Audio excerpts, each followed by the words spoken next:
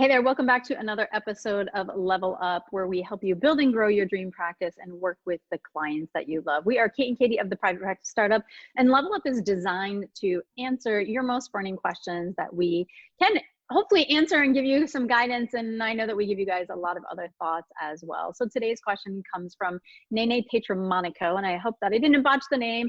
Always try as hard as I can. And Nene asks, I don't want to pay high overhead for my office yet. Should I ask doctors if they have office space available? Great question.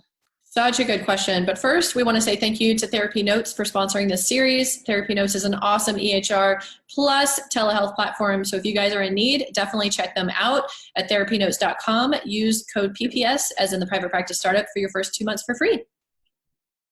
So let's dive in. I love where your thoughts are at and really understanding, as you go into business, a lot of times one of the mistakes that therapists make, and I know I wouldn't say I made this mistake because I went in with like full eyes open. And I remember I rented my office for 1 year lease. And I said to myself, if I don't even get one client, can I afford the $5,000 it was going to cost to rent this for 1 year? And the answer was yes. So if nothing happens, I'm still okay. But it probably wasn't $5,000 well spent initially, right?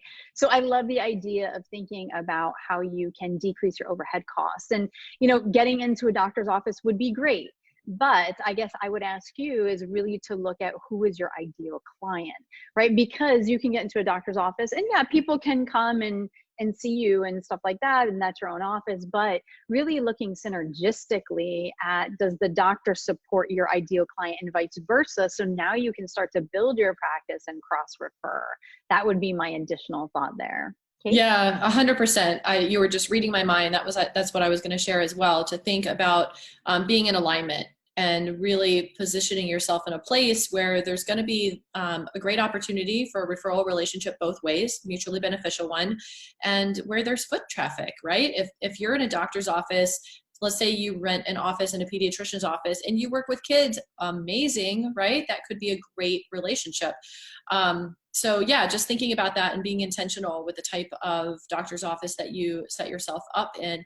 Another option is to look for a group practice that has a real estate model where you can rent office space only when you're seeing clients. And there are those types of practices out there. I know it doesn't tend to be the norm, but that is definitely a resource and could be a great one for you getting off the ground.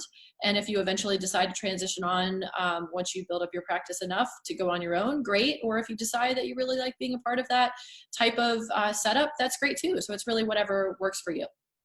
Right. And another way to reduce overhead costs right now, especially with the world of telehealth, is that is an option as well, if that fits for you or fits for your ideal client. And I know you asked about doctor's office specifically, but we want to encourage you to think of who your ideal client is. If you work with athletes, reducing performance anxiety or something like that, is maybe you position yourself in a physical therapist office or where athletes are going to go, or a specific, doctor there, right?